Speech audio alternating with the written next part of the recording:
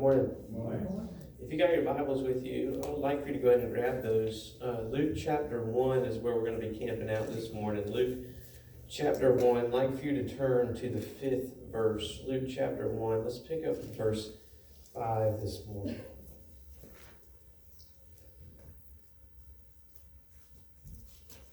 Luke chapter 1, verse 5.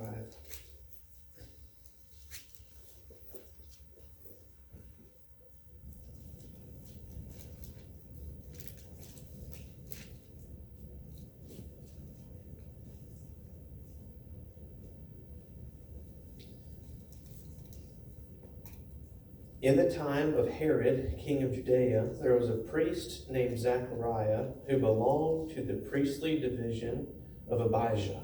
His wife Elizabeth was also a descendant of Aaron. Both of them were righteous in the sight of God, observing all the Lord's commands and decrees blamelessly. But they were childless because Elizabeth was not able to conceive, and they were both very old. Once when Zechariah's division was on duty and he was serving as priest before the Lord, he was chosen by lot, according to the custom of the priesthood, to go into the temple of the Lord and burn incense. Verse 10 says, "And when the time of burning incense came, all those who were assembled outside worshiping were praying. Then an angel of the Lord appeared to him, standing at the right side of the altar of incense. When Zechariah saw the angel of the Lord, he was startled and gripped with fear. But the angel said to him, 'Do not be afraid, Zechariah. Your prayer has been heard. Your wife Elizabeth will bear you a son, and you are to call him John. For he will be a joy and a delight to you, and many will rejoice because of his birth. For he will be great in the sight of the Lord. He is never to take wine or beer, and he will be filled with the Holy Spirit even before he is born. He will bring back many people of Israel to the Lord their God, and he will go on before the Lord in the spirit and power of Elijah, to turn the hearts of the parents to their children, and the disobedient to the wisdom of the righteous, to make ready a people prepared for the Lord.' Zechariah asked the angel, 'How can I be sure of this? For I am an old man, and my wife is well along in years.' The angel said to Zechariah, 'I am Gabriel. I stand in the presence of God, and I have been sent here to speak to you, to tell you this good news. And now you will be silent and not able to speak until the day this happens, because you did not believe my words, which will come true at their appointed time.' Meanwhile, the people were waiting for Zechariah and wondering why he stayed so long in the temple. When he came out, he could not speak to them. They realized that he had seen a vision in the temple, for he kept making signs to them, but remained unable to speak. When his time of service was completed, he returned home, and his wife Elizabeth became pregnant, and for 5 months she remained in seclusion. 'The Lord had done this for me,' she said. 'In these days he showed me great favor and taken away my disgrace among the people.'" Some of my best friends are old preachers. Some of my best friends, the people I like to hang out with the most, and the people that I like to talk to the most, the people that I call the most when I have a question, typically are old preachers. These are men that have been in the ministry for many years, and they're just very faithful men of God. And something that I've noticed about old preachers overall is that there are very few things that I can tell them that surprise them. And there are also very, very few things that can happen to them that surprise them. The thing is, if you've been in ministry a long time, you're an old preacher, you've probably just about seen everything there is to see. And not much is going to surprise you anymore. And with that comes a lot of wisdom and maturity and a lot of advice that you can offer younger guys. One of my favorite old preachers is a guy by the name of Ben Merrill. Ben Merrill is 97 years old, and he's the former minister of Harvester Christian Church in St. Charles, Missouri. Getting to know Ben has been one of the pleasures of my life, and he's one of the giants in our denomination. In fact, back several years ago, Ben was the leader in this discussion on how do we grow the Church of Christ. Ben was kind of the leader of that. But Ben Merrill is 97 years old, and he has more energy than most 20-year-olds that I've ever met. He's very passionate about the gospel message, and to this day, Ben still preaches every single Sunday. But there's not many things that I can tell Ben Merrill that would surprise him. My home church minister, Mark Wilmoth, is also an old preacher. And there are very few things that I can tell him that surprise him. He writes about some things that he's seen in his over 30 years in ministry, and I want to share some of those with you. He says, since my time in ministry, I've seen a lot. He said, I've seen a family have a fist fight in the church parking lot. He said, I've buried a young man who was killed in a drunk driving accident, and at his funerals, his friends poured beer into his casket. He said, once I officiated a wedding, but we had to stop midway of the vows because we received a bomb threat from the wife's ex. And he says, one time I was in the delivery room waiting for a church member to give birth, and the doctor ran by with forceps in hand and screamed to me, pray. Not much surprises old preachers. And you know, I think Zechariah would fit into the same category, because Zechariah also is an old preacher. He's a priest, and we're told that he's in the division of Abijah, and he probably would not be surprised by most of the day-to-day happenings of ministry. You see, what we're told about Zechariah is that it was his lifetime calling to be a priest for the Lord. And this is something that he had been doing since the time that he was a young man. This is something that he was chosen to do based on his lineage. So throughout Zechariah's life, he would have done many things, such as officiating all the Jewish religious feasts and festivals. He probably did a lot of teaching and preaching from the prophets and the law of God in the Old Testament. And in Zechariah's day, the priests were often arbiters and mediators whenever folks had a dispute. So Zechariah probably heard his share of arguments and bickering and baby mama drama, as I call it. Zechariah had probably seen a lot. He taught the law, and then when someone broke the law, he was there to help you and coach you on how to do your burnt offerings or your sin offerings or your forgiveness offerings. He was able to help the Israelites with those things. We're told that Zechariah was married to a woman named Elizabeth, who was also a descendant of Aaron. So Elizabeth was a preacher's daughter who grew up and married another preacher. She was also in the line of Aaron, and they were both godly people that we're told respected the letter of the Jewish law. Zechariah and Elizabeth are good, godly people. And we should know that there were about 20,000 priests just like Zechariah during the time that Luke is telling us about. But if you remember in 1 Chronicles 24, what King David does is he takes all these priests and all the remnants of those who returned from the Babylonian exile, and he split them up into 24 divisions of 1,000 priests each. And each priest was placed into a division. And what happened, there was 24 divisions of priests. And so each division of priests, each group of 1,000 priests was chosen twice a year to come serve in the temple. So there was 24 divisions of priests, but only one temple. And when it was your turn to serve, you would come before and your division would cast a lot to see out of the 1,000 priests in your division who would go into the temple to burn incense. So we're told that Zechariah was a priest in the 8th division, and there's only 4 divisions that returned from the exile. So we're told in our passage today, Zechariah's division is on duty, and they're going to serve for an entire week. So when it comes time for that to happen, we should also know that Zechariah is an old man. He's probably approaching retirement. And so Zechariah is chosen to go into the temple by lot to burn incense. And if you're familiar with the Old Testament, you're familiar that when that happened, the people would be outside of the temple and they'd be praying.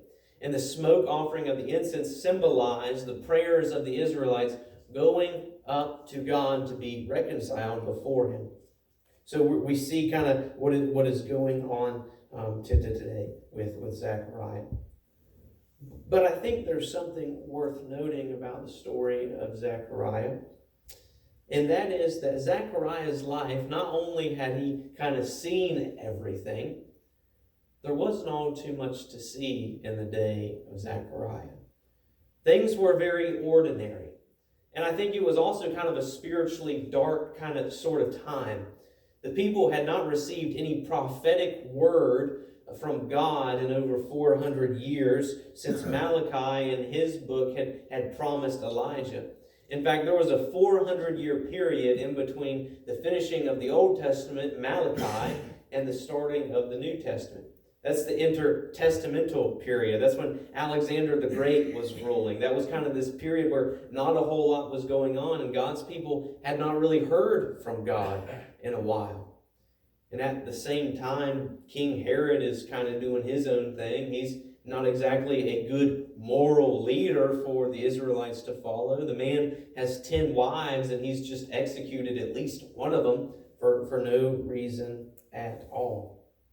But one day, everything changes for Zechariah when that old preacher, who's probably never been selected to do this, because most priests would die having not ever been selected to serve in the temple, that lot falls on Zechariah.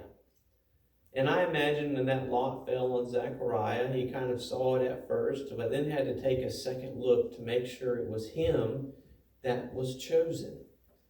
That's a pretty significant day. In fact, this is probably the most important day in Zechariah's entire lifetime.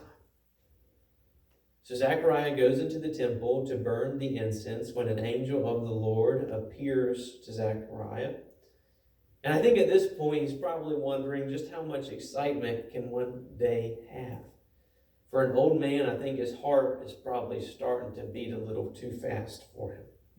He never thought he'd be chosen to burn incense.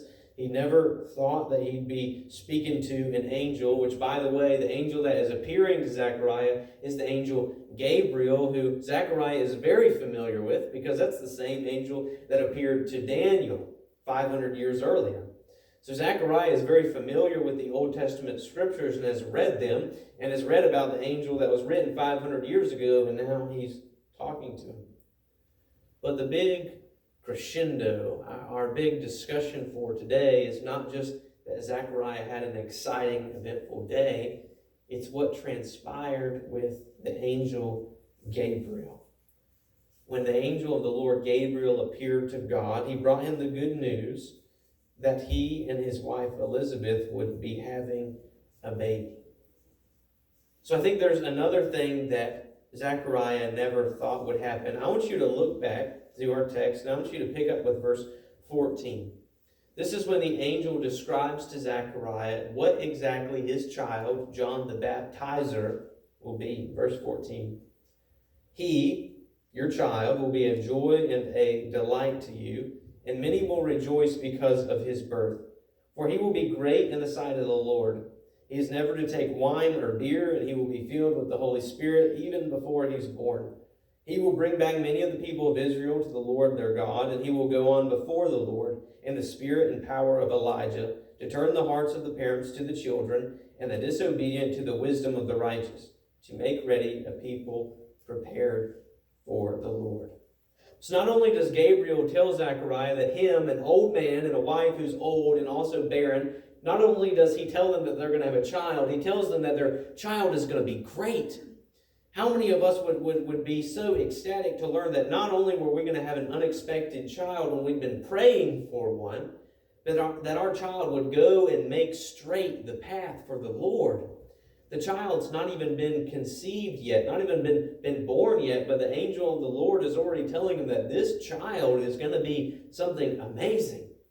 And we see that played out. Do you remember when Jesus says that no greater man has been born to woman than John the Baptist? We see the angel Gabriel just telling Zechariah so much good, surprising news. And I think Zechariah wants to kind of limit all of the fast things that the Lord is doing all at this one time. I think Zechariah can't really take it. And I think Zechariah makes a mistake that many of us make. I think he limits the reach and scope of God to do things in his life based on what he sees immediately around him and based on what he himself has experienced in his life. So what does Zechariah do?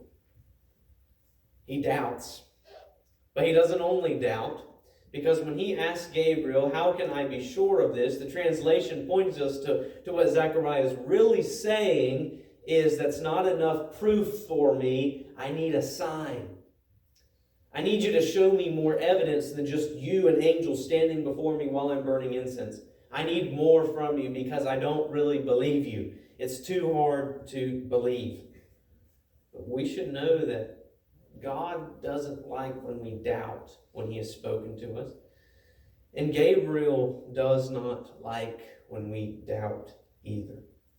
But I just want to stop here and I just want to clear something up. I just want to make sure that we're very doctrinally secure on this. Anytime I have a chance to make sure your doctrine is crystal clear, pure, I'm going to do it. So this is one of those chances. When we look back and we see Gabriel respond to Zechariah's doubt, he says the words, I am Gabriel. I stand in the presence of the Lord. There are many people that would say that Gabriel is issuing wrath. That's not true. There's many people that say who Zechariah has offended is Gabriel. That's not true. In the book of Hebrews, there were some early churches that were worshiping angels. I see no conviction in my Bible whatsoever that we're to have any real concern for angels whatsoever. Angels are merely told to be messengers and servants of God. That's it. Angels are not co-eternal with the Father. Angels are not on the same level as Jesus. That's not it. So I want you to point back to verses 19 and 20. This is Gabriel's response, and I want to highlight a few things that he says. I am Gabriel. I stand in the presence of God, and I have been sent to speak to you and tell you this good news. And now you will be silent and not able to speak until the day this happens, because you did not believe my words, which will come true at their appointed time. What you need to know is that Gabriel is not sovereign over everything. Gabriel is not sovereign over Zechariah's life and the birth of John the Baptizer, but God is. And there are some people that will argue that. So just look at some of the specific statements Gabriel makes when he says, I stand in the presence of God. That's Gabriel's only qualification. I have been sent to speak, to tell you the good news that comes from God. Gabriel's authority doesn't really exist. He's only a mouthpiece for God. He's been sent to speak. And the real treason, the real fault that Zechariah has done is not to offend Gabriel, it's to offend God, because God often sends people to speak his word to us. And when we doubt those people, sometimes the Lord has punishment and wrath for us. The prophets themselves did not have authority. Their authority only came from God. But when the people refused to listen to the prophets, the Lord had wrath and punishment for people. The Lord sometimes speaks through us most loudly through his written word. And when we refuse to listen to what his word is screaming to us, the Lord often has wrath and punishment for those of us who are disobedient. So God punishes Zechariah. Gabriel doesn't punish Zechariah. God punishes Zechariah. And his punishment is that he will not be allowed to speak until the time that this is fulfilled. So Zechariah is mute, which all the way, apparently he's also deaf, because later on we'll see in a couple of verses, Zechariah also can't hear what's going on. So Zechariah can't speak for at least 9 months, possibly more. And that's going to be lifted on the day that this is fulfilled. So Zechariah comes out of the temple, finally. And what you should know is that the whole time Zechariah is in the temple, the people are outside praying. And Zechariah has taken a long time in the temple. Have you ever been ready to eat, been hungry before a meal, and you're praying, and you're waiting for the person to be done praying so you can eat, but you're like, when is this person going to be done? You start opening one eye and kind of looking around. That's what I imagine the Israelites were doing. Zechariah comes out of the temple, and you can tell something's going on with Zechariah. And usually what was customary for the priest that was on duty to do was he would come out and he would bless the people. And he would say a Jewish line that said something to the effect of, "The Lord has smelt the smoke and he has heard your prayers, be blessed." But Zechariah's mouth is glued shut and he can't say any of that. He's unable to do the customary blessing of the people. So Zechariah, in his silence, has a lot of time to think about what he's done and what he did not believe. We're told that Zechariah will return home because when your priestly division was done serving, you would go back to your hometown and you would serve there. So Zechariah is going to go home and he's going to witness Elizabeth kind of become gradually more and more pregnant as John the Baptist in her womb grows and becomes bigger. But I imagine what Zechariah has a lot of time to think about as he's silent and as he's seeing God's promise continue to matriculate and become realer and realer. I imagine what Zechariah has a lot of time to think about is his sin of limiting God and putting God in a box just because he has not seen God's reach in his life in that way before.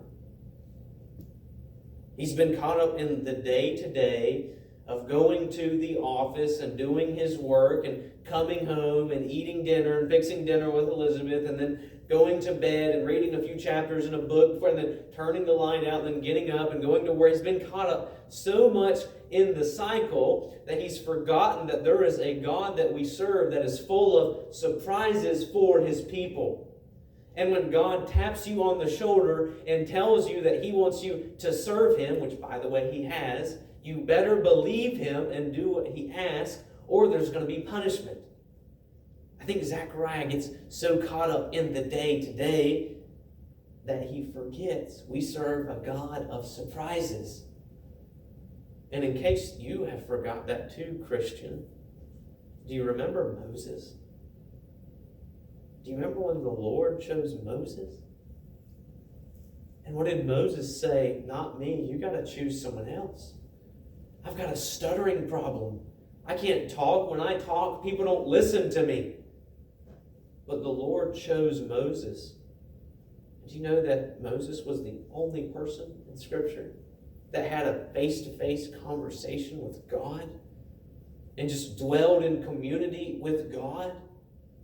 He was a dumb shepherd boy who couldn't even talk right. But the Lord is full of surprises, and one day he said, "Moses, you're my guy." Maybe I need to tell you about David, who we've been talking about a little bit. David's a shepherd. He doesn't do much. In fact, when the Lord is looking for his new king, he sends someone to go talk to Jesse, David's dad, and says, "Bring me all your sons." And Jesse brings out all of his sons except for David. The man says, "What, don't you have another one? Don't you have David?" And the father didn't even count David worthy enough to be God's next chosen one. But he says, "No, there's a boy that you have out there with the sheep. Bring him in. He's going to be the one that I make great." And Jesse and all of David's brothers kind of give God a weird look. Because God is going to choose the runt, David. What about Gideon, the man that God chose to defeat the Midianites? We're told that he was a runt, that he was lanky and small and not much of a leader and quite timid. What about Timothy, the one that God chose to pastor the church at Ephesus when that church was just exploding? Most scholars believe Timothy was probably 16 or 17 years old, and we're also told that he was very timid. And the question becomes, is anything too hard for God? Have you forgot about the Apostle Paul, who was present at the first time a Christian was executed, who traveled hundreds and hundreds of miles by foot? The Apostle Paul was willing for his feet to be bloodied and blistered just so he could have the chance of killing a Christian.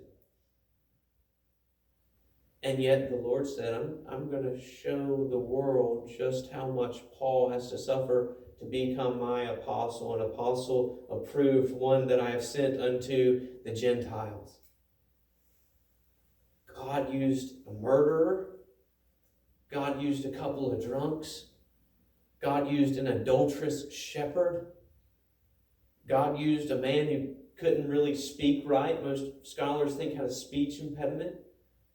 God shook the earth through these men because they were willing to be used by God. And when God called them, they didn't put God in a box based on what they had seen in their life. They didn't limit God's ability to work through them just based on what they had seen on the day-to-day basis of their everyday lives. So now I want to turn the conversation a little bit. I want you to flip to verse 57 in that first chapter and see this fulfilled. Luke chapter 1, verse 57. When it was time for Elizabeth to have her baby, she gave birth to a son. Her neighbors and relatives heard that the Lord had shown her great mercy. Remember in verse 25, it said that there was disgrace because in first century Palestine, you were disgraced if you couldn't have a child. The Lord has shown her great mercy, and they shared her joy. On the 8th day, they came to circumcise the child, and they were going to name him after his father, Zechariah. But his mother spoke up and said, "No, he is to be called John." They said to her, "There is no one among your relatives who has that name." Then they made signs to his father to find out what the name of the child would be. He asked for a writing tablet, and to everyone's astonishment he wrote, "His name is John." Immediately Zechariah's mouth was opened and his tongue was set free, and he began to speak, praising God. All the neighbors were filled with awe, and throughout the hill country of Judea, people were talking about all these things. Everyone who heard this wondered about it, asking, "What then is this child going to be?" For the Lord's hand was with him. So my question for you is, there are many of us who are modern day Zacharias. You've lived a faithful life. There's not too much that would surprise you anymore. You've worked with people, you've been around people, you've been in church all your life, and you think that life is not really predictable. You think you can really know what to expect. But maybe we should remember that we serve a God who doesn't really major always in the ordinary. In fact, it's sometimes through the surprises in the unordinary that the Lord shakes the earth through us the most. So if you're a modern day Zechariah and you're just faithful at your life and faithful at your walk with Christ, but you don't really have any special talents, or you're kind of an old guy or gal that can't be surprised by much, or you don't think you have much to offer the Lord and his kingdom in your service, I want you to ask yourself a few of these questions that we have looked at with Zechariah. Then I want to ask you this. Do the times seem ordinary to you? Does it seem as though there's nothing really going on and that God's not really doing a whole lot in our day and age? Because that's kind of the way it felt with Zechariah.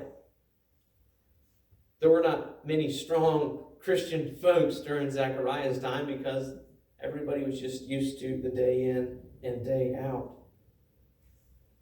But you should know that that's the time that the Lord calls folks. Just in the day in and day out. Both David and Moses were playing with sheep when the Lord called them. When the Apostle Paul was met on the road to Damascus, Paul was just traveling to go persecute more Christians. The Lord shakes us up in the ordinary every day. And our big goal, Christians, should be when the Lord taps us on the shoulder, when the Lord comes to us and calls us for his service, we can either doubt and say, there's not a whole lot going on, I need a sign, I need more proof, so I'm going to doubt and I'm not going to believe. Or we can take a leap of faith and believe in the Lord. For many folks today in our world, I think what the question is age, is being young. We think that we're too young to serve the Lord. Well, I convinced you all to make me your minister when I had just turned 19 years old. The Lord said, I want you there, and now here we are. Some of you think you're too old to make a difference for the Lord. Some of you think that you have aged out of Christianity and it's time to retire and let the younger folks take care of things. I don't see anywhere in Scripture that validates that opinion at all. In fact, what I often say to folks who say that they have aged out of Christianity is, I'll give you this. If you can out-age Moses, you can just take it easy and drink fruity drinks and have a VIP pew and not have to evangelize, not have to share your faith, not have to teach, not have to instruct younger guys. You can just take it easy. Moses died at 120 years old. You make it to your 121st birthday and we'll talk. But until then, the Lord has put you on the earth for a purpose. He's called you according to His will, Christian, to do His work for a reason. So don't doubt. When the Lord points His finger at you, don't do what David did or Moses did and try to point to someone else. Thank the Lord that He's chosen you worthy to do His work. In November of this year, just a few weeks ago, there was a woman who made headlines by the name of Willie Murphy. Willie Murphy is an 82-year-old black lady that lives in Rochester, New York. And one night, Miss Willie, around 11 p.m., was laying in her bed, about to go to sleep, when there was banging on her door. She got up, and she lives alone, and realized that the banging through the door was not anyone that she knew. In fact, the man that was doing the banging on the door shouted to Miss Willie and said, "Let me in, I'm hurt, call an ambulance." Well, she knew better than that. That's a common tactic that's used by home intruders. And evidently, he kicked down the door and he had plans to do serious physical harm to her and possibly rob her. Well, Miss Willie is an 82-year-old bodybuilder.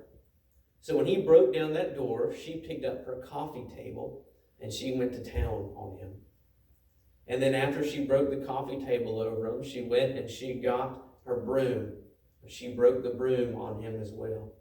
And then after she broke the broom on the home intruder, she grabbed the next thing that she could find, which was a bottle of Windex cleaner. And she sprayed him in the eyes and the